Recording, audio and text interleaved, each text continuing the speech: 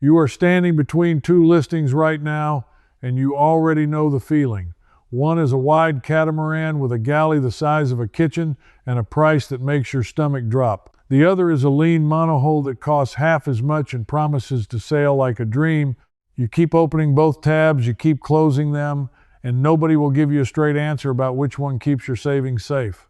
Here is what I found after years of putting these two hull types under the same cold light.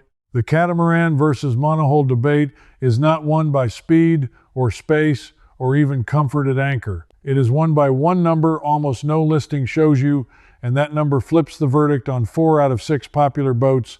I have owned both. I have refitted both. I have sold both and watched the checks clear.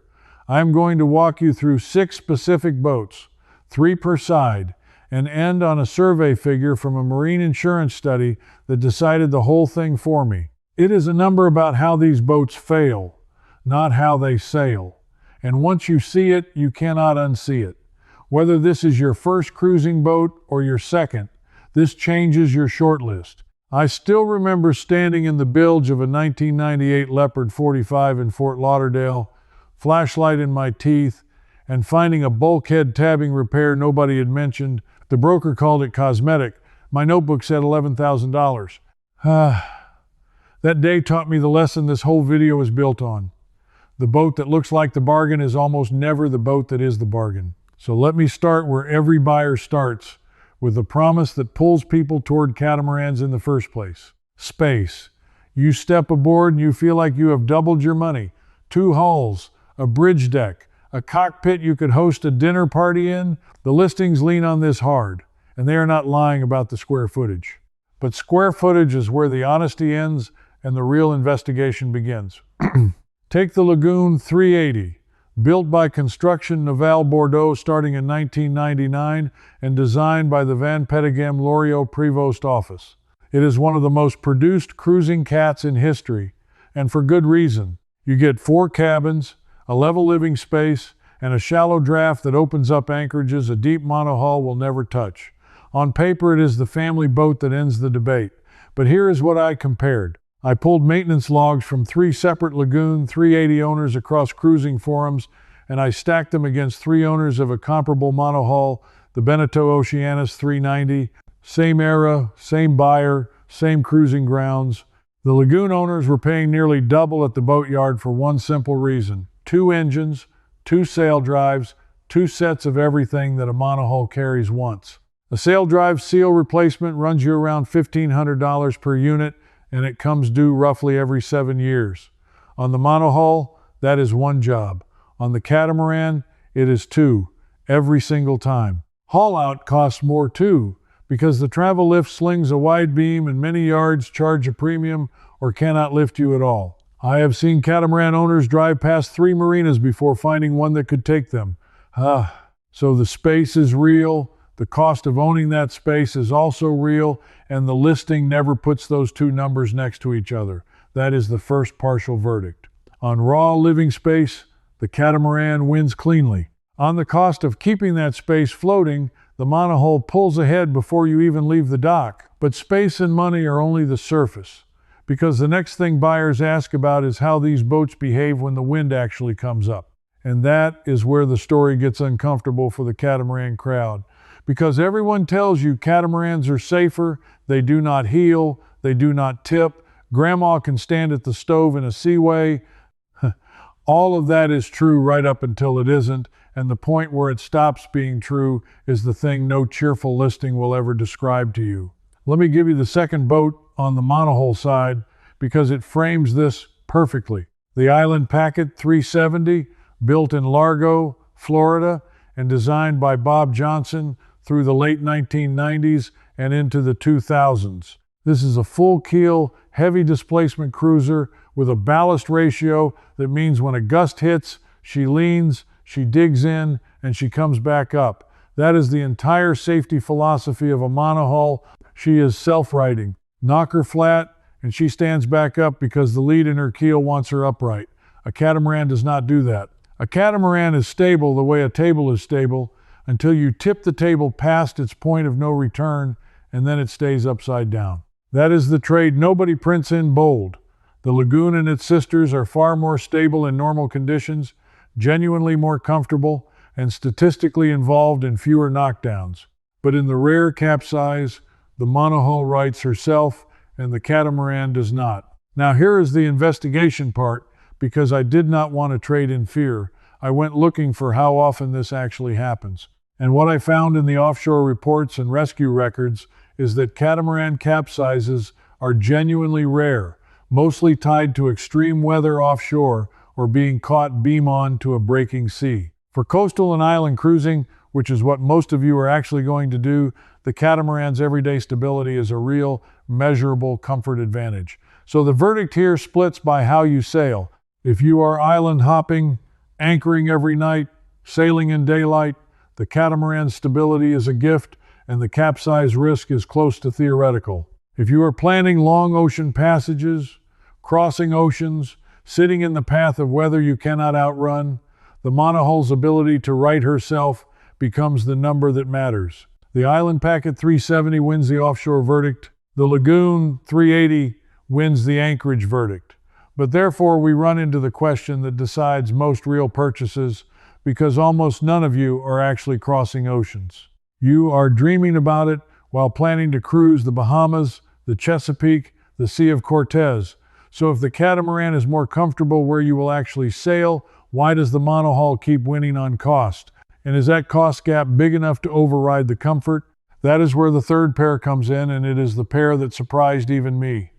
Let me put a performance cruiser on each side and race them on ownership math. On the catamaran side, the Fountaine Pajot Lavezzi 40, built in France in the mid-2000s, a sleek, quick cat that owners genuinely love. On the Monohull side, the Hallberg-Rassy 37, built in Sweden by a yard that has been obsessing over blue water quality since 1943, designed in partnership with German Frères.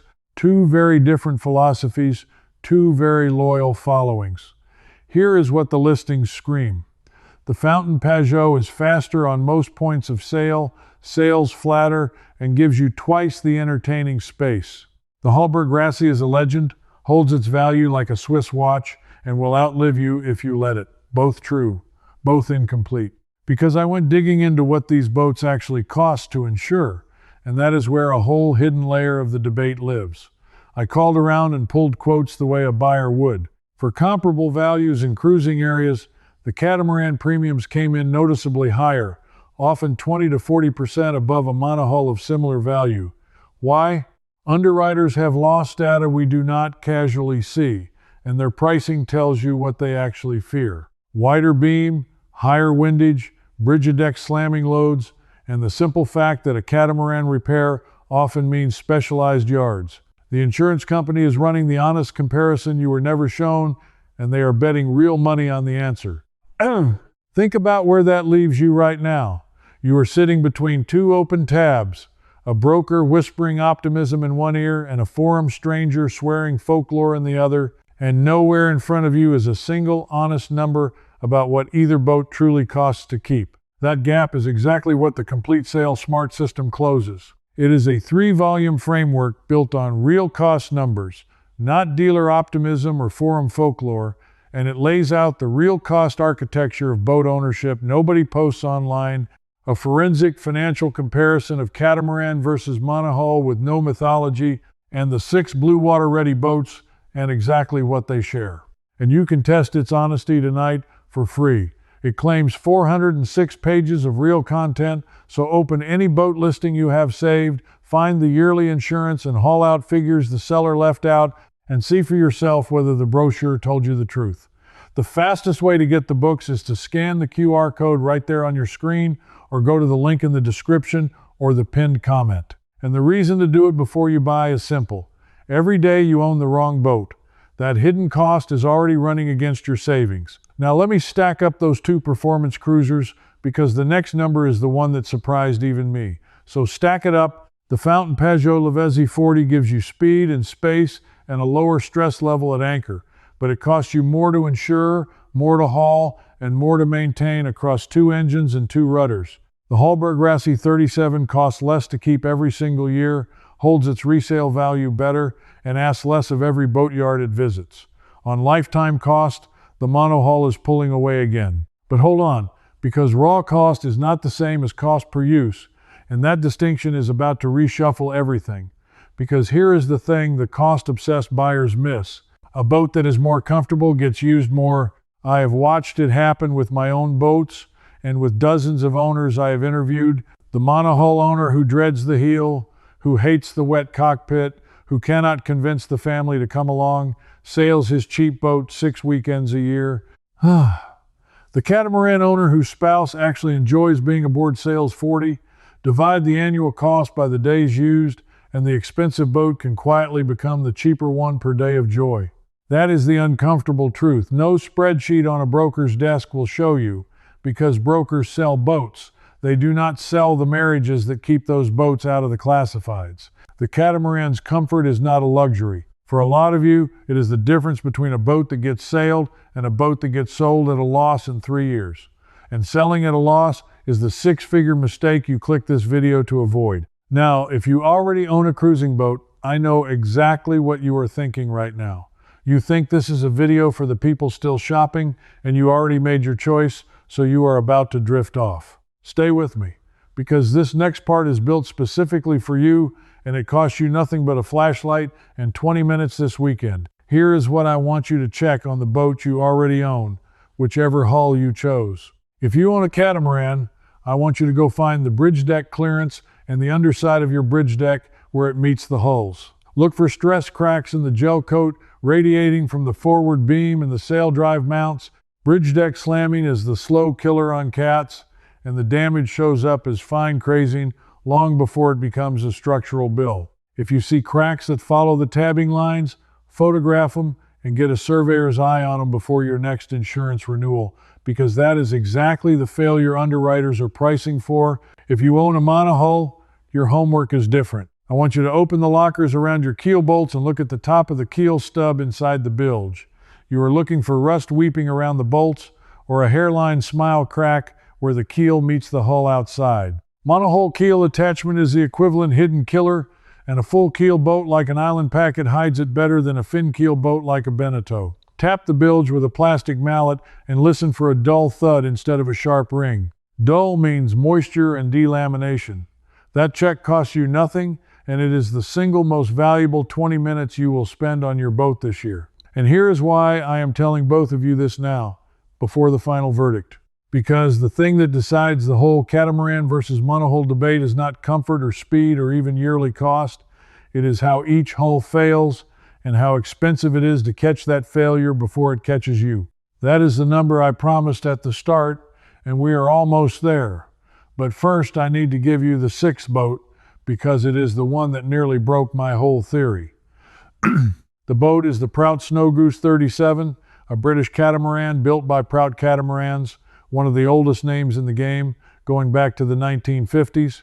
What makes the Snow Goose special is the design choice almost no modern cat makes. The mast is stepped well aft, the rig is smaller and more manageable, and the whole boat is built heavier and stronger than the light, fast charter cats that dominate the market today. Owners have crossed oceans in these boats for decades. I looked at the Snow Goose because I wanted to test whether the catamaran's cost problem was really about the hull type or about the modern building philosophy.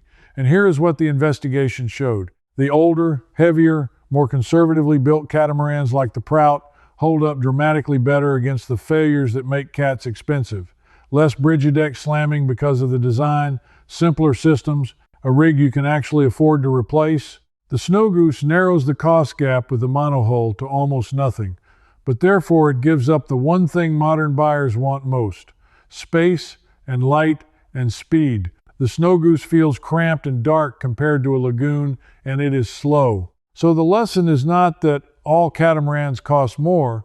The lesson is that the modern production catamaran trades durability for volume, and you pay for that trade every year you own it. An older, stronger cat can absolutely compete with a monohull on lifetime cost.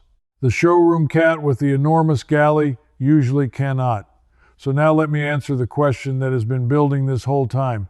6 boats, 2 hull types, space, safety, cost, comfort, resale, durability, all weighed.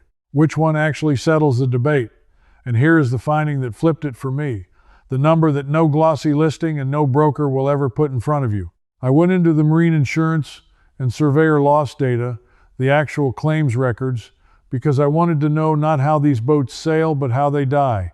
And buried in that data is a distinction that changes everything. When a monohull suffers a serious structural failure, it is almost always in one predictable place, the keel joint, and it is repairable, insurable, and survey detectable years in advance. When a modern production catamaran suffers a serious structural failure, it is far more likely to be a bridge deck or beam-to-hull failure, and those are catastrophic, hard to detect early, and frequently total the boat. That is the number. Not purchase price, not speed, the way the boat fails, and whether that failure gives you warning. The monohull warns you. It weeps rust, it cracks its smile, it thuds when you tap it, and it does all of that years before it endangers you. The modern catamaran, built light for volume, tends to fail suddenly, and a sudden failure at sea is not a repair bill, it is a rescue call. Here is why nobody tells you this. The people selling catamarans are selling the anchorage, the galley, the flat sailing, the dream your spouse fell in love with at the boat show, and they are not wrong about any of it. But the honest comparison, the one that weighs how each boat fails, was preserved in the one place that has no reason to lie to you, the desk of the underwriter who has to pay when the boat is lost. That data was always there, it was just never pointed at you. So here is my verdict, earned across 6 boats and years of crawling through bilges. For coastal and island cruising, where you anchor every night and sail in daylight, buy the comfort, buy the catamaran, and buy it used and inspected. The everyday stability is real, and it will keep your boat sailing instead of selling. But for anyone who dreams of crossing an ocean, or who cannot afford a surprise that totals the boat, the monohull wins, because it fails slowly and it warns you first. And a warning is the most valuable feature a cruising boat can have. And if you want the catamaran life without the modern catamaran risk, you go find an older, heavier, conservatively built cat like the Prout, and you have a surveyor put an eye on that bridge deck before you sign anything. That is the move almost nobody makes, and it is sitting right there in the used market this week. Here is what I want you to carry out of this. The cheapest boat is not the one with the lowest price. It is the one that tells you the truth about itself before it costs you everything. That is the edge, and now you have it. You are the kind of buyer who wanted the honest verdict instead of the sales pitch, or you would have closed this 10 minutes ago. So tell me, which 2 boats are actually sitting in your open tabs right now? Name the contenders you are weighing, and tell me where you are watching from, because I read these and I answer them. Are you leaning catamaran for the comfort or monohull for the peace of mind? If you want to stand with buyers who demand the comparison brokers refuse to run, this is where you belong. Next, I am pulling the survey records on 3 so-called blue water bargains that keep showing up in listings under $100,000, and one of them hides a rudder problem that has already totaled boats. You do not want to find that one in your own bilge. I will run that comparison so you never have to, because that is the thing about this whole debate that took me years to understand. Everyone argues catamaran versus monohull like it is a personality test, like you either love wide and stable or lean and quick. But the real question was never about taste. It was about which failure you can afford and which one you can survive. Think about what you actually learned today. You learned that 2 engines cost you double at every haul out. You learned that insurance underwriters quietly price catamarans 20 to 40% higher because their loss data tells them something the listings hide.